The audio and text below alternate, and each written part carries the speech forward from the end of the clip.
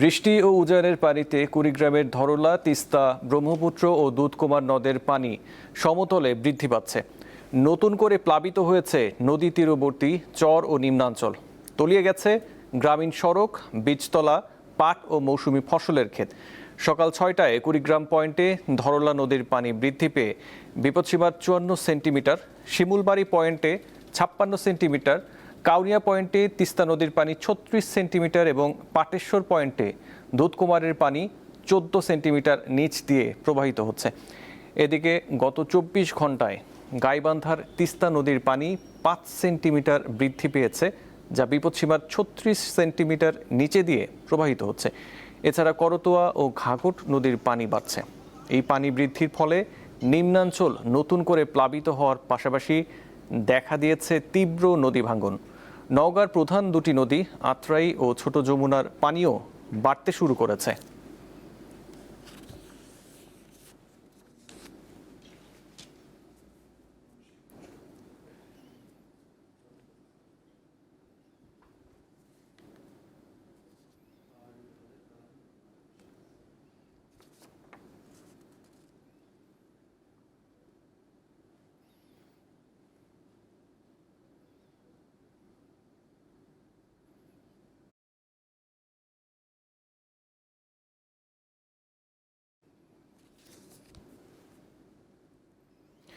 গাইবান্ধার পরিস্থিতি জানাতে আমাদের সঙ্গে টেলিফোনে যুক্ত হচ্ছেন আতোয়ার রহমান রানা। রানা, গাইবান্ধায় নদ নদীর পানি কতটুকু বেড়েছে আর সেখানে অবস্থা আমাদের জানান।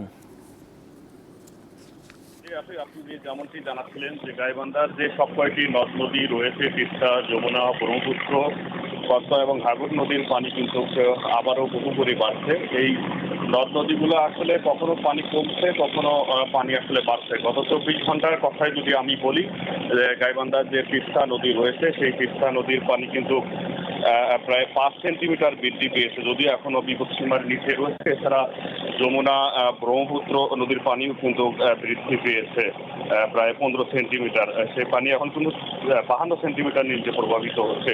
এছাড়া ঘাঘট এবং করতোয়া নদীর পানি কিন্তু বৃদ্ধি পেয়েছে। এই পানি বৃদ্ধির ফলে কিন্তু গাইবান্ধার যে নিম্ন অঞ্চলগুলো রয়েছে সেই নিম্ন অঞ্চলগুলো কিন্তু প্লাবিত হয়েছে। এই প্লাবিত হওয়ার ফলে কিন্তু নিম্ন অঞ্চলের তিল ক্ষেত, পাট ক্ষেত থেকে শুরু করে নানা ফসলি জমি কিন্তু আসলে পানির নিচে নিমজ্জিত হয়েছে। পাশাপাশি কিন্তু এই পানি বাড়া এবং পানি কমার কারণে কিন্তু বেশ কিছু এলাকায় কিন্তু ব্যাপক নদী ভাঙন দেখা দিয়েছে, যার ফলে কিন্তু অনেকেই কিন্তু বাস্তুহারা হচ্ছে। পাশাপাশি বেশ কিছু কিন্তু আসলে ফসলের মাছ আসলে এই নদী গর্ভে কিন্তু আসলে বিলীন হয়ে যাচ্ছে। আমরা পানি উন্নয়ন বোর্ডের সাথে কথা বলেছি, তারা আসলে আমাদেরকে যেমনটি জানিয়েছে যে আসলে এই পানি বাড়া এবং পানি কমার কারণে কিন্তু এই নদী ভাঙনটা আসলে দেখা দিয়েছে।